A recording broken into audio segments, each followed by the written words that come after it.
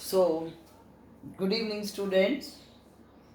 So, we just calculated in the last video lecture self inductance of a solenoid. अब हम इसमें next में ये देखना चाहते हैं कि मान लीजिए आपके पास इस तरीके की कॉइल्स हैं, अगर आप उन कॉइल्स को सीरीज में या पैरेलल में कनेक्ट कर रहे हो तो टोटल कॉम्बिनेशन की सेल्फ इंडक्टेंस क्या आएगी. So we have to calculate self inductance of series combination of two coils. जैसे बच्चे आप सीरीज और पैरेलल में रेजिस्टेंसेस को लिखते हो, अब इसमें ये आ गया कि ये एक कॉइल है.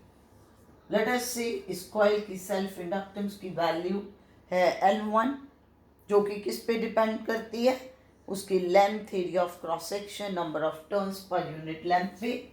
उसके बाद ये सेकेंड कॉइल है, इसकी सेल्फ इंडक्टेंस की वैल्यू है L2. अब ये दो कॉइल्स आपके सामने हैं, किस तरीके से कनेक्टेड हैं, they are connected in series, क्योंकि इसमें ए और बी पॉइंट्स आ गए कॉम्बिनेशन के, और एक कॉइल का दूसरा सिरा दूसरी कॉइल के पहले सिरे से जोड़ दिया. ठीक हो गया. तो अब इसमें हम ये देखना चाहते हैं कि what will be the total self inductance of series combination that is across points A and B. अब सेल्फ इंडक्टेंस का रोल कब है. अब मान लीजिए कि बच्चे मैं इसमें इस तरीके से ये बैटरी लगा के इसको प्लग को यूं लगा रही हूँ. ठीक है. अब इसमें जब मैं जैसे ही मैं ये प्लग इंसर्ट करूँगी, सर्किट के अंदर करंट की ग्रोथ शुरू हो जाएगी. अब जिस टाइम सर्किट के अंदर करंट ग्रो कर रहा है उसी टाइम पर सेल्फ इंडक्टेंस का रोल है. When steady current will flow through this circuit, then there will be no role of self inductance. ये मैं बार बार आपको समझा चुकी. तो अब इसमें हम ये कह देते हैं कि मान लीजिए di by dt is rate of change of current. अब मैंने बेटे rate of change of current जब कह दिया तो that means it is possible at both the times whether it is growth or decay. ठीक होगी बात. अब सीरीज कॉम्बिनेशन में क्या चीज है, इन सीरीज कॉम्बिनेशन, हाँ जी बेटे क्या पॉइंट है, rate of change of current through both the coils will be same. Rate of change of current through both coils will be same होगा. ठीक. तो इसमें अब आप देखिए E1 इंड्यूस्ड EMF कितनी बनेगी. E1 इंड्यूस्ड EMF आपके पास आएगी जब आप इसके अक्रॉस, तो वो कितनी बनेगी, -L1 di by dt. अब इसके अक्रॉस कितनी होगी, induced EMF E2, it will be -L2 di by dt. Simple.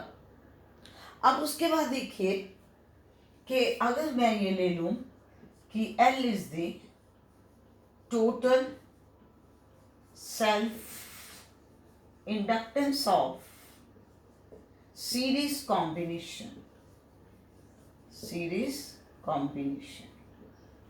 L जो है, so that means it will be across points A and B. ठीक.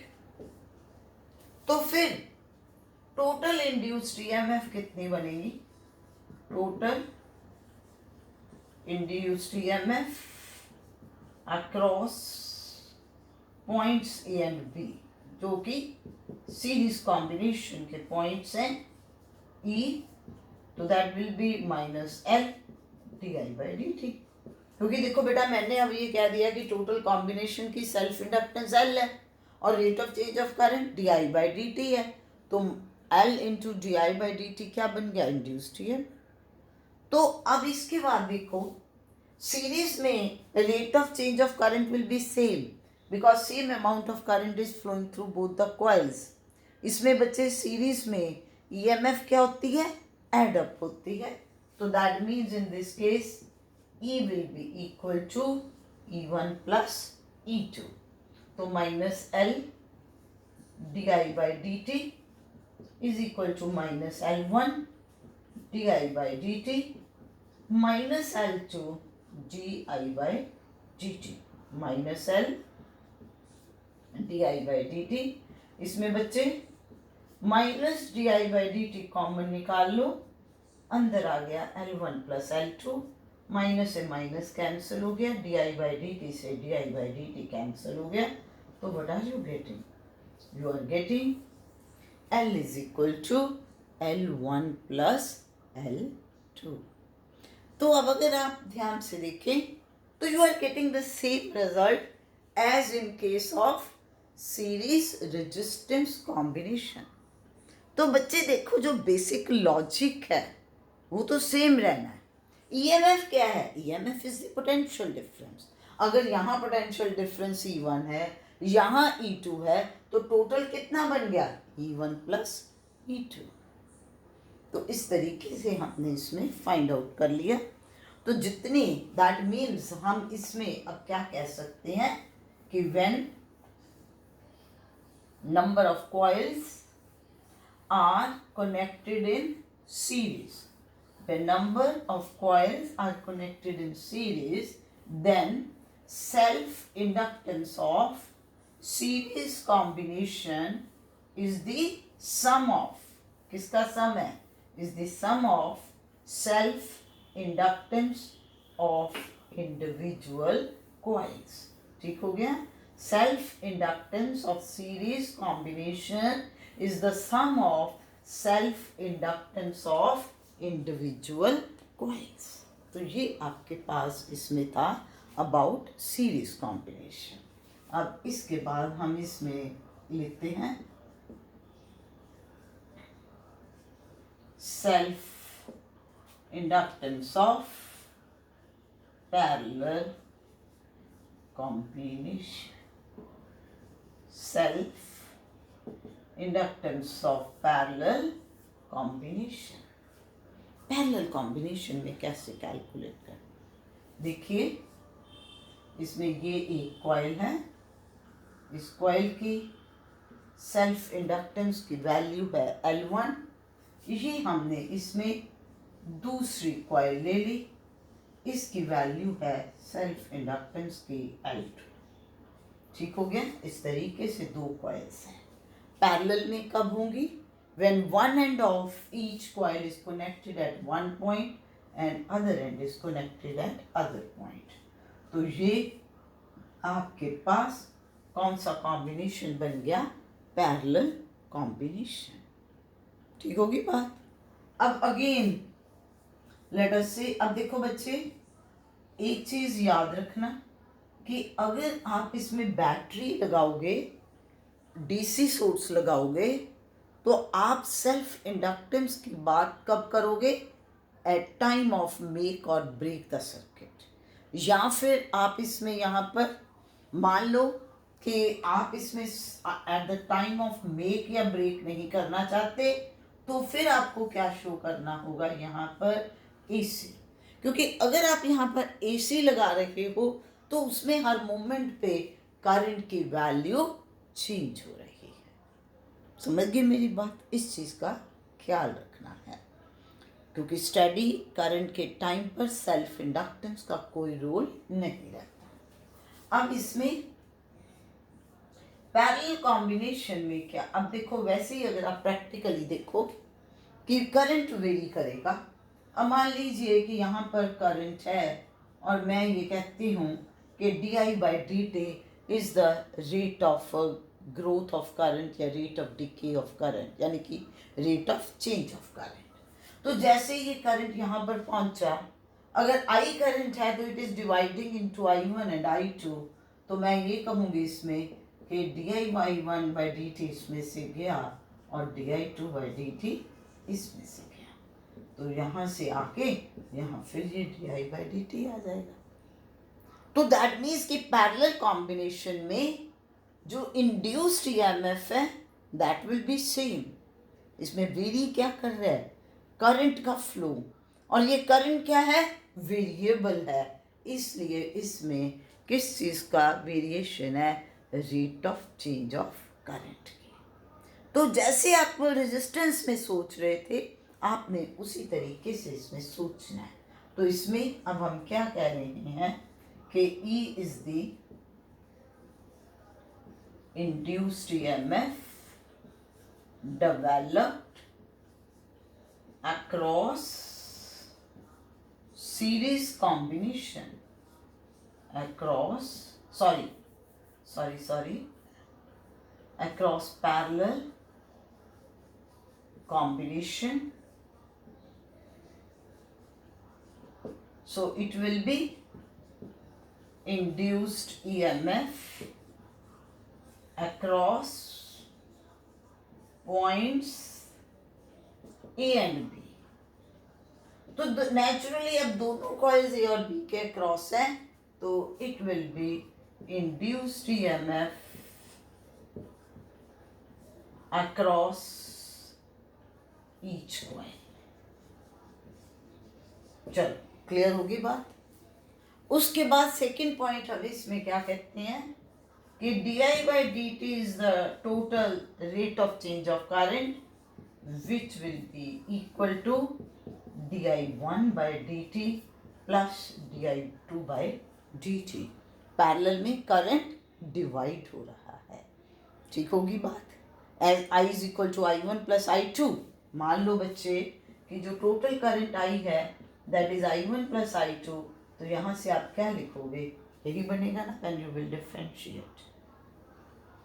अब इसके बाद आप देखिए इसमें according to the definition of self inductance E will be minus L1 di1/dt।